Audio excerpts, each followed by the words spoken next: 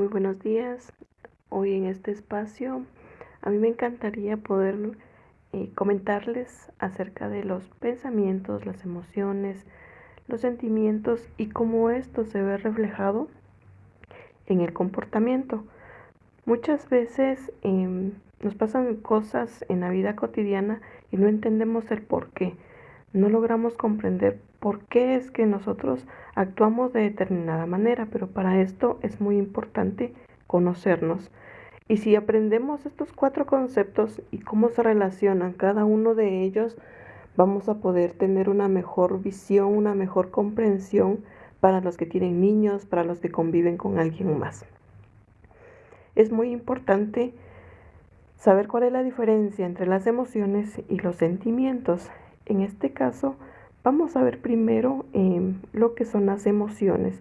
Y para esto, más adelante, durante el live, me gustaría que por favor vayan poniendo en los comentarios cómo las han experimentado y cuáles son las que conocen y cuáles son las que han sentido con más intensidad. Vamos a ver. Las emociones tienen una base fisiológica. ¿Qué significa esto? Significa que cada una de ellas ingresa por nuestros sentidos. Las emociones están muy relacionadas con las experiencias. Por ejemplo, para poder obtener una emoción tienen que estar activos nuestros ojos, nuestros oídos, nuestro tacto, también nuestro olfato. Hay personas que por medio del olfato se transportan a cierta etapa de su vida en la cual les hace recordar vivencias, ¿verdad? De la vida de su infancia, de la adolescencia. Entonces, cada vez que nuestros sentidos están activos, podemos experimentar emociones. Una característica muy importante de las emociones es que estas son efímeras, es decir, duran muy poco.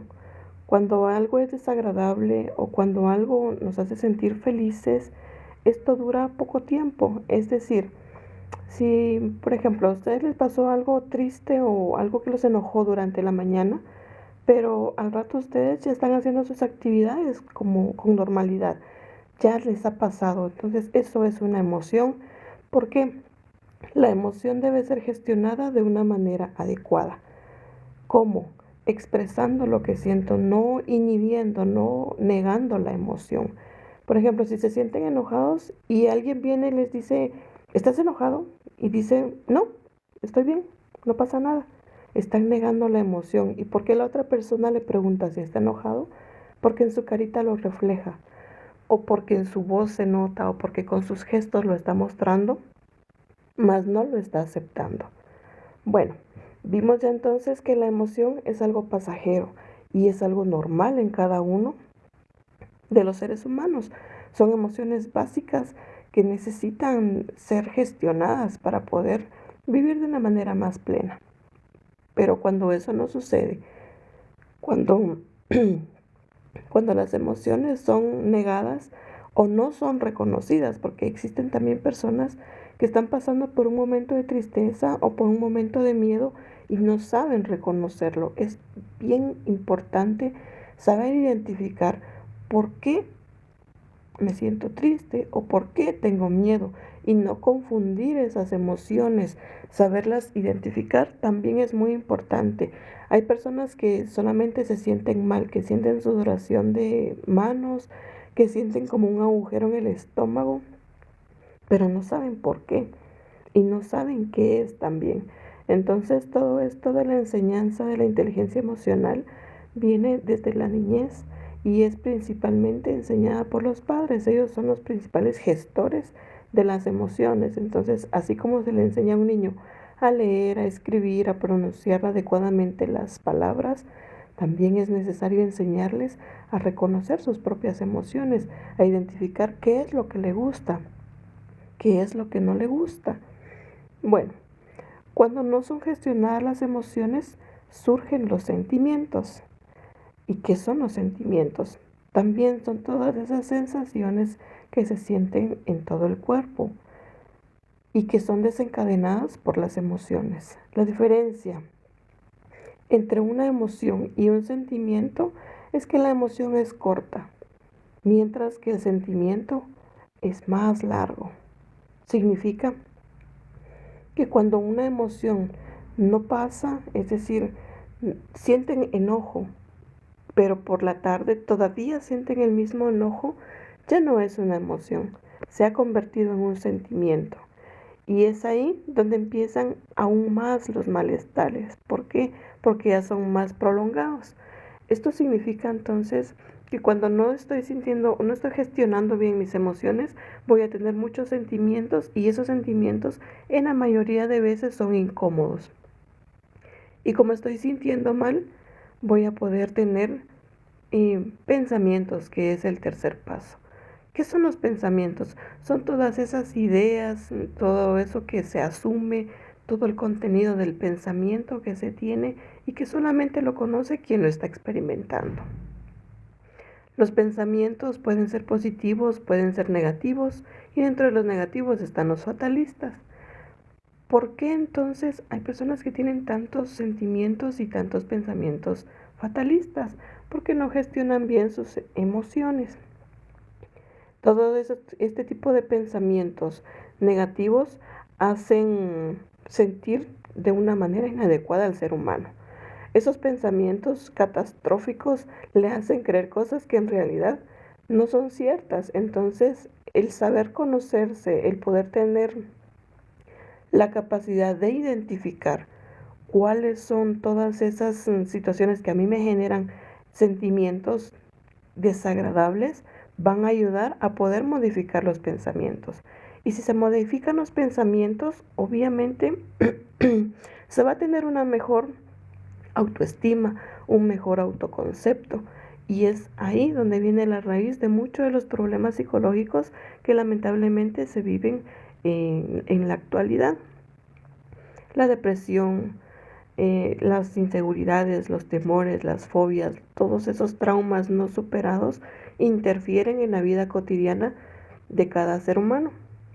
Hay personas que no tienen confianza en sí mismos. Hay personas que sienten mucho temor a ser rechazados.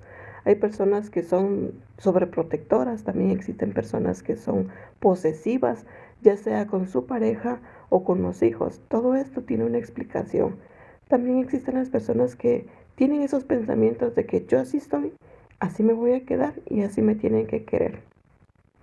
¿Por qué es que surge todo esto? Todo tiene una relación desde la infancia y esto tiene muchísimo que ver también con la educación emocional, que lamentablemente pues ningún padre está certificado, ningún padre viene ya con clases incluidas y ningún niño trae un manual como para decir, bueno, ahora ya sé qué hacer en este momento, ahora yo sé cómo poder reaccionar, ahora yo le voy a enseñar de qué manera tiene que gestionar sus emociones, su tristeza, la alegría, cuando está enojado o cuando está con miedo. Lamentablemente eso tampoco se enseña en las escuelas, pero eso no significa que las cosas estén perdidas, significa que entonces hay que trabajar aún más para evitar muchos dolores emocionales que también causan problemas físicos. Muchas personas a veces van a los hospitales o alguna clínica porque tienen dolores de cabeza, dolores abdominales y el médico les dice pues que no tiene nada, les hacen exámenes y muchas evaluaciones, pero en lo físico no les va a aparecer reflejado un diagnóstico como tal. ¿Por qué? Porque el cerebro tiene la capacidad de poder ir gestionando todo ese malestar psicológico y de alguna manera lo debe expresar. Entonces lo expresa en algunas partes del cuerpo como alergias, los dolores de cabeza o las migrañas que son ya más intensas, entumecimiento, hormigueo de la piel, específicamente en la cara puede ser. Entonces cuando no se tienen pensamientos positivos sobre sí mismo, sobre el futuro, cuando se es fatalista, se tiene mucha dificultad. Se tiene dificultades consigo mismo y con los demás y viene a ir entonces desencadenado el cuarto elemento que tenemos acá en la imagen, que es el comportamiento y que es lo único que los demás seres humanos pueden ver, el comportamiento. ¿Por qué el comportamiento? ¿Cómo es la conducta del otro? ¿Cómo es que se relaciona con los demás? Muchas personas a mí me han dicho en clínica cuando llegan a sesión, Es que fíjese que mi esposo solo caras es. Fíjese que mi hijo no se le puede decir nada porque rápido voltea los ojos y me hace malos gestos. Y entonces empiezan a manifestar en voz todo lo que ellos pueden observar por medio de la conducta de la otra persona. Pero bueno, ahora ustedes que ya han estado acá, que ya se han dado cuenta de que no es solamente el comportamiento. Ahora ustedes ya han visto que antes de que llegue el comportamiento existen tres elementos súper importantes antes de estos, ¿verdad? Que son las emociones, los sentimientos y los pensamientos. Cuando nosotros vemos a un niño pataleando en la calle, ¿qué es lo que se hace? Muchas personas dicen, ay, ese niño está muy consentido. Ese niño solo quiere llamar la atención. Ese niño le hace falta rigidez. Los padres seguramente no le han enseñado que está haciendo el ridículo, está ahí sentado o ahí tirado haciendo un berrinche. Eso no está bien. Muchas personas critican ese tipo de comportamientos. Sin embargo, ahí es donde entra la labor del padre, la labor del adulto, que son los encargados de poder enseñarle a los niños cómo actuar, qué es lo que está sintiendo y sobre todo validar esas emociones. Existe también con todo esto de lo emocional el positivismo tóxico cuando le dicen, no hombre, no estés triste, todo va a estar bien, no te preocupes, échale ganas, salí adelante, vos podés, tú eres más fuerte que esto. Esto es un positivismo tóxico, ¿por qué? Porque no están validando las emociones de quien las está experimentando, no se están poniendo en el lugar verdaderamente del otro. Con esto no están siendo empáticos. La empatía no es solo decir, bueno, yo me pongo en el lugar del otro y ya, sino realmente poder llegar a sentir el dolor del otro, poder imaginar qué es lo que están sintiendo, qué es lo que están experimentando y comprender sobre todo por qué entonces es que se está comportando de esta manera. Muchos padres de adolescentes llegan a consulta y me dicen, es que fíjese que yo no entiendo por qué mi hijo o mi hija ya no habla conmigo. Yo le hablo y se encierra en su cuarto, solamente se la pasa en el teléfono. Ya no tenemos esa poca comunicación que teníamos, pues ahora se ha desvanecido. O por ejemplo, con el niño. Fíjese que tengo un niño de 7, 6 años y yo le digo que haga esto y no me hace caso. Entonces yo estoy preocupado porque mi hijo no es obediente. Cuando se utiliza la palabra obediente en los niños, créanme que es muy lesivo para ellos, es decir, es muy dañino. Hay personas que se esmeran mucho y que se esfuerzan por tener hijos obedientes, cuando en realidad lo ideal sería tener hijos responsables. Pero ¿cómo se va a fomentar la responsabilidad en un niñito? En un niño es bastante interesante cómo ellos van aprendiendo, cómo ellos van desarrollando sus habilidades y nosotros lo podemos ver muy marcado de manera sencilla, con lo que nosotros podemos observar. Desde que nace el niño, paso a paso va adquiriendo habilidades hasta poder girar su cabeza, enfocar su mirada a objetos que le llaman la atención, señalar, después balbucear y luego de alguna manera llorar, reír y de esa forma él ya se está manifestando. Luego viene el que se pueden sentar, que gatean, que se paran, paso a paso van avanzando hasta que logran correr. Y una de las habilidades más difíciles que tienen los niños es poder aprender a escribir y a leer.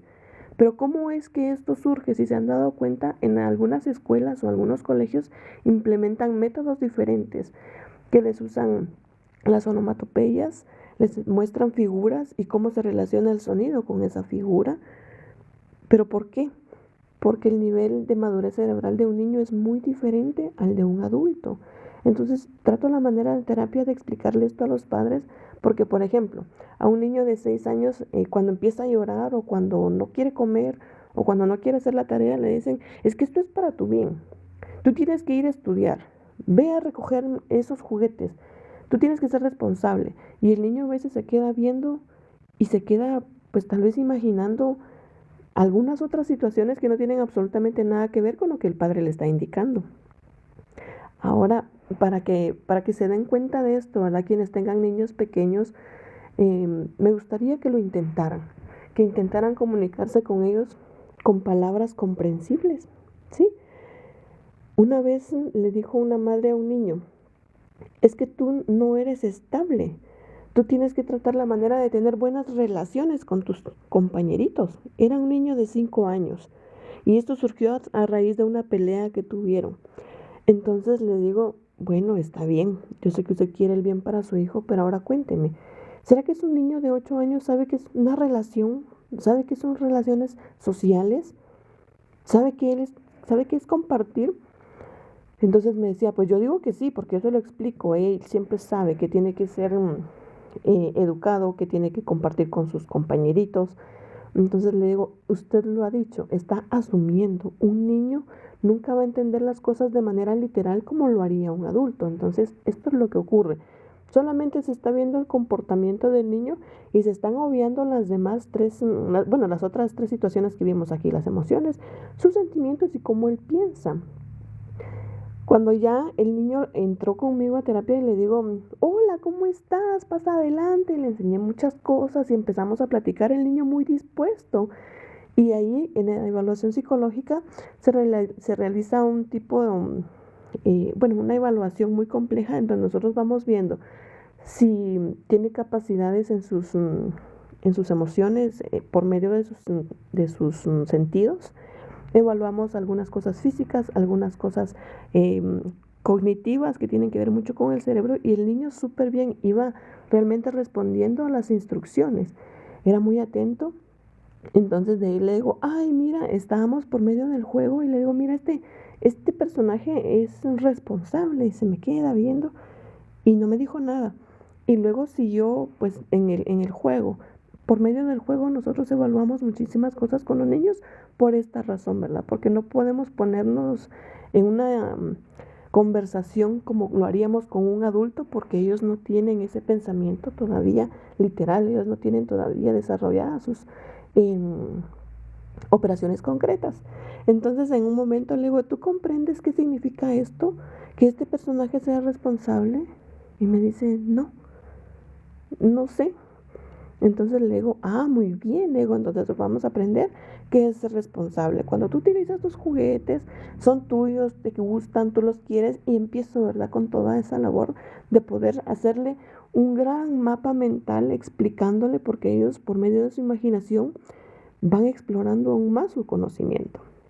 Y le digo, bueno, ahora cuando este muñequito levanta todos sus juguetes, cuando este muñequito los guarda, los cuida y todo lo demás, eso es ser responsable, le digo, pero paso a paso tú lo vas a ir comprendiendo. Entonces, con una palabra tan sencilla como la responsabilidad, un niño pequeñito todavía no comprende qué es lo que eso significa, aunque muchas veces los padres asumen que ya lo tienen que saber. Entonces, ahí es donde falla la comunicación y por supuesto falla también cómo se siente el niño, ¿verdad? Porque normalmente solo ve el comportamiento del padre también hacia el niño. Entonces el niño se frustra y en su mentecita dice, bueno, algo estoy haciendo mal, de plano, no sé, voy a hacer esto, ¿verdad? Lo que a mí se me ocurra o lo que él tiene en su pensamiento y obviamente no es nada relacionado a la indicación que le dio el padre. Y es ahí donde se ve al niño como desobediente, como desordenado, como irresponsable, como poco afectuoso, pero en realidad no lo está haciendo con una intención, lo está haciendo conforme su capacidad mental. Entonces, de la misma manera, surge con los seres humanos ya adultos, ¿verdad? Que a veces no saben expresar qué es lo que tienen o tienen pena de ser juzgados y no se atreven a decir, bueno, yo hoy me siento triste. ¿Qué va a pensar, verdad? Fulanito, ¿qué va a pensar fulanita? Si yo siempre tengo que estar bien. Entonces mejor oculto mi emoción o la niego y de esta manera, pues obviamente va a empezar a mostrar un comportamiento inadecuado. Hay personas que a veces lo manifiestan estando serias, hay personas que lo manifiestan alejándose, hay otras personas que manifiestan gritándolo, hay otras personas que lo manifiestan siendo muy verborreicas, es decir, hablar y hablar y hablar y hablar. Y hay personas que están muy irritables, ¿pero por qué? Porque están tratando la manera de comportarse conforme la emoción que están experimentando, pero como no la han sabido reconocer, no la han sabido aceptar, no la han sabido gestionar. Entonces, lo único que el ser humano ve en el otro es el comportamiento. Si nosotros tuviéramos la capacidad de poder indagar un poco más sobre estos tres aspectos, cuando empezamos una relación o cuando se empieza una amistad, sería muy interesante ver el resultado, porque se podría comprender de una mejor manera a las personas. No se estaría idealizando, porque esto tiene mucho que ver también con todo lo que se ve en la actualidad, pero que también no es nuevo, ¿verdad? Se ha idealizado tanto al ser humano que vive constantemente en una exigencia social, que si no cumple con ciertos estándares no es merecedor. Es más importante trabajar y ganárselo que ser merecedor. Cuando utilizamos, por ejemplo, en el hogar, la palabra, mira, es que tú no mereces este juguete porque me enojaste o porque te portaste mal. Esa palabra merecer también es muy dañina. Es mejor utilizar la palabra te lo ganaste o no te lo ganaste. ¿Qué tanto te has esforzado por lo que tú querías? ¿Qué tanto le has dedicado tiempo a todo eso que te apasiona?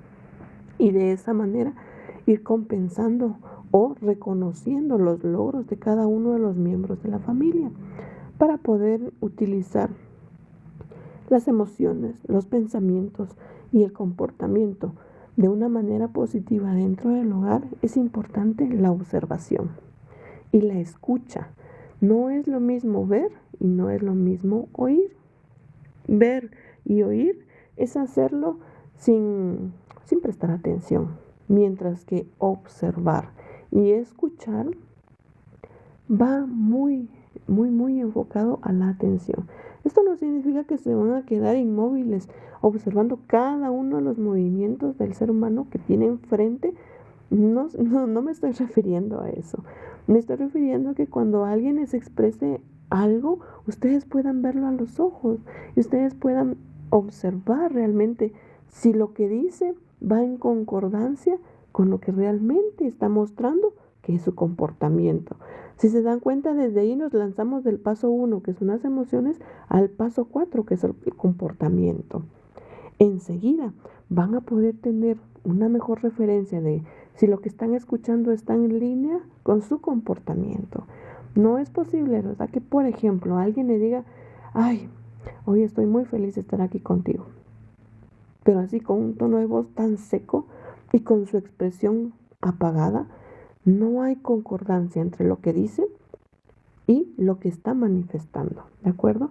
Entonces son herramientas muy sencillas, pero que sobre todo son muy eficientes, son muy eficaces al momento de poder identificar esos patrones de conducta que tiene cada uno de los seres humanos, y ustedes van a poder fácilmente identificar, ¿esto es cierto o no es cierto? ¿Sí?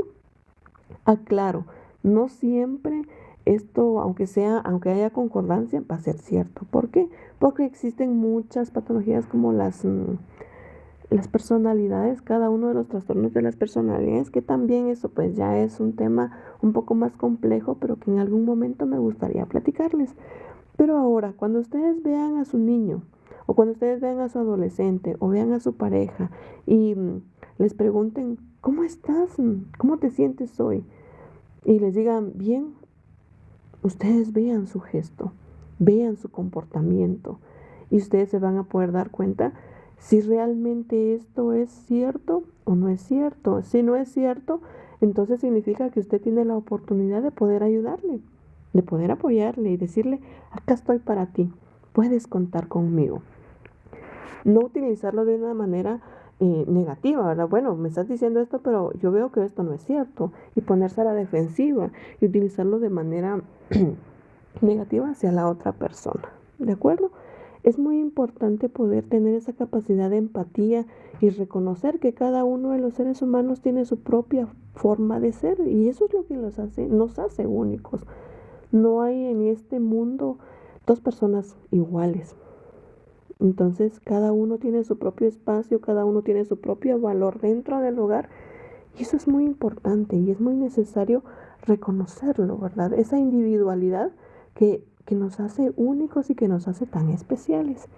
Entonces, acá en los comentarios me encantaría poder ver en qué situaciones ustedes han experimentado sus emociones, cuáles son los sentimientos que más sienten durante el día, ¿Cuáles son esos pensamientos? ¿Qué es lo que ustedes piensan de ustedes mismos y cómo ustedes se comportan? Por ejemplo, cuando algo les da miedo, ¿sí? Hay algunos padres que tratan la manera de ocultar sus emociones ante los niños y les dice, papi, mami, ¿tienes miedo? ¿Estás triste? Y les dicen, no, estoy bien, pero el niñito le está viendo en su gesto, en su expresión, de que está mal y por eso le está preguntando, pero como el padre le dice, no, estoy bien, lo van aprendiendo. No es necesario que el niño se le diga, mira, tú lo tienes que hacer de esta manera, tú lo tienes que hacer de esta forma, no.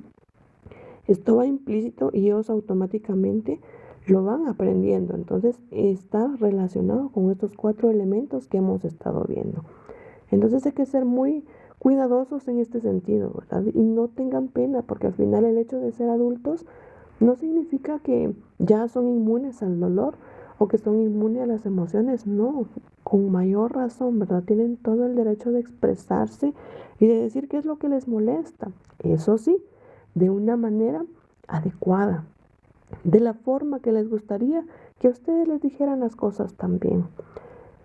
Es muy importante saber controlar las emociones, especialmente con la del enojo, porque es ahí donde vienen más problemas a raíz de esta emoción que no se sabe gestionar. Porque cuando se está sintiendo esa emoción, muchas personas tienden a explotar, a ser muy impulsivas. Entonces dicen y hacen lo primero que se les ocurra, lo primero que tienen en la mente. Y es ahí donde después viene el arrepentimiento, los sentimientos de culpa y esas son cosas que se pueden ir evitando, siempre y cuando se tenga la voluntad, siempre y cuando se tenga la disposición, primero, de reconocer que se cometió un error y segundo, de poder pedir perdón a la persona que se le ofendió. Entonces, es muy importante el autoconocimiento. Cuando ustedes logren identificar estos 4 elementos que vimos el día de hoy, van a poder tener un mejor concepto de ustedes. Van a poder tener más información que pueden utilizar a su favor. Y esa información no viene de ninguna otra parte más que de ustedes mismos. Entonces el autoconocimiento fortalece y aumenta la autoestima. Que la autoestima es qué pienso de mí, cómo me considero, qué es lo que yo tengo como concepto mío, qué tanto me amo, qué tanto me valoro, qué tanto me doy mi lugar ante las demás personas, ¿de acuerdo? El respeto, qué tanto respeto siento por mí, qué tanto me importa también lo que las otras personas digan de mí, qué tanto poder yo le brindo a las otras personas que me rodean para poder afectarme, para poder hacerme sentir mal. Todo esto son elementos que conforman la autoestima y el autoconcepto. Más adelante me gustaría también comentarles cuáles son las heridas de la infancia. Las heridas de la infancia desencadenan muchos problemas psicológicos que se ven reflejados mayormente en la vida adulta y que algunas personas de alguna manera logran identificar que tienen un comportamiento inadecuado, pero no saben por qué. No saben de dónde viene eso, ¿verdad? O por qué es que soy muy tímido, pero no sé por qué soy así. Es que yo soy muy eufórica, muy explosiva, em, muy vivaz, pero yo no sé por qué soy así y no siempre me gusta ser así.